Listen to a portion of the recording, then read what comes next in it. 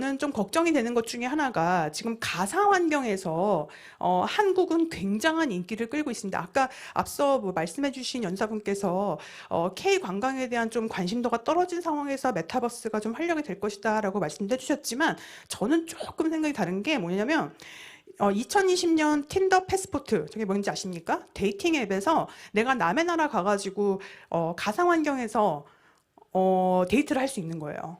남의 나라에 내가 점을 찍을 수 있는 거죠. 그런데 저기서 가장 많이 점을 찍힌 나라 7위가 한국이었어요. 그렇게나 많은 외국인들이 한국에 와가지고 가상으로 데이트를 했습니다.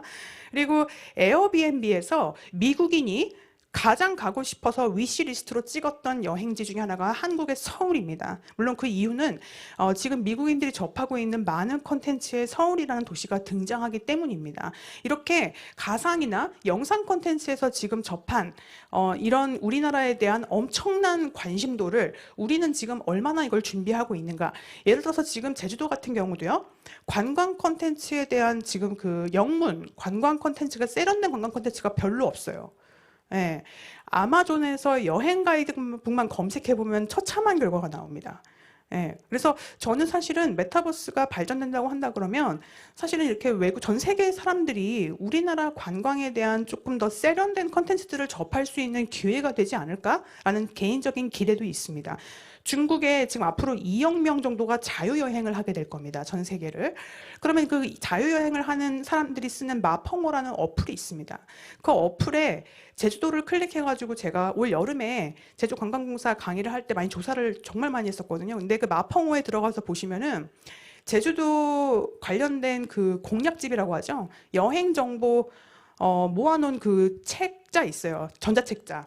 그거 마지막으로 업데이트한 게 벌써 한 5, 6년 전입니다. 되게 옛날 자료예요. 그러니까 우리나라는 지금 이런 것들에 좀 더 신경을 써야 되는 상황인 거죠. 소비자들의 원하는 어떤 이런 것들. 디지털 미디어에서 높아진 이 국가 호감도가 결국은 관광으로 연결되려면 저는 컨텐츠 생산이 좀 더 많이 이루어지면 좋지 않을까. 그게 뭐 메타버스가 됐든 뭐가 됐든 간에.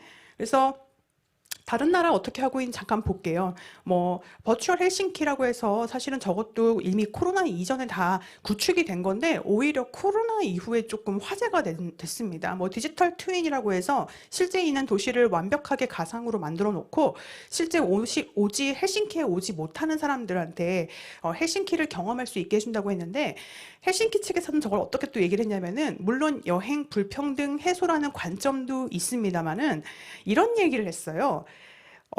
헬싱키에 직접 올 수는 없지만 돈은 쓸 수 있지 않느냐 이런 얘기를 했습니다. 네, 우리 제주도가 또 눈여겨봐야 될 부분 중에 하나인데 그래서 저는 좀 아쉬운 게 지금 그 한국에서 메타버스에 접근하는 방식 자체가 저도 많은 뭐 지자체 축제라던가 지금 이루어지고 있는 많은 메타버스 플랫폼들 들어가 보면은 이 화면이 제대로 움직여지지 않는 그런 지금 플랫폼도 되게 많거든요. 그리고 와가지고 아바타를 새로 만들어가지고 막 들어와야 되는 이런 말도 안 되는 그런 지금 자체 플랫폼들이 굉장히 많은데 사실 뒤에서 말씀드리겠습니다만은 지금은 사실은 마케팅 측면이라고 한다면은 기존의 플랫폼들을 좀 잘 활용해 보는 게 어떨까라는 좀 제안을 드리고 싶고요.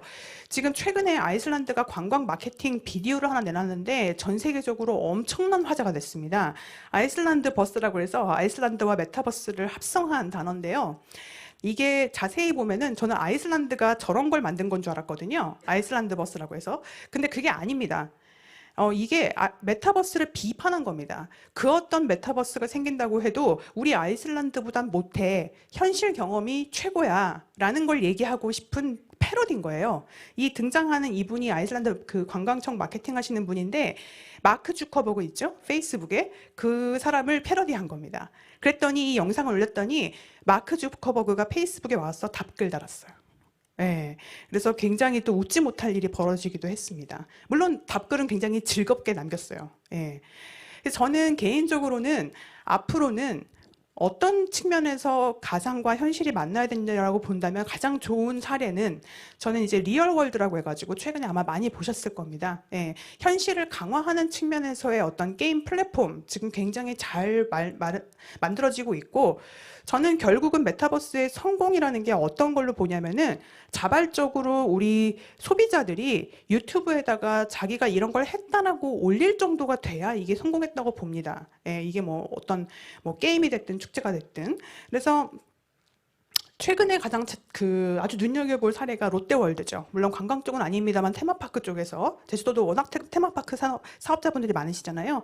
최근에 롯데월드가 제페토에다가 이 메타버스 플랫폼을 만들었는데 3주 만에 300만 명의 Z세대가 들어왔습니다. 그리고 이 안에서 이 성공의 그 비결이 있는데, 인증샷을 그 제페토 자기 캐릭터가 찍을 수 있도록 하는데, 사실 현실 세계에서는 조금 이루기 어려운 부분들을 인증샷으로 커버할 수 있게끔 했습니다. 그러니까 약간 모험적인 인증샷을 찍을 수 있게 만든 것이죠, 내 캐릭터가. 예, 그래서 주변에 자랑하고 싶게 유튜브에 보시면요, 너무나 많은 소비자들이 내가 거기 갔다 왔다고 자랑을 하고 있습니다. 예, 이 정도가 되면 저는 굉장히 마케팅적으로는 성공했다, 자발적인 컨텐츠가 나온다면. 예, 그리고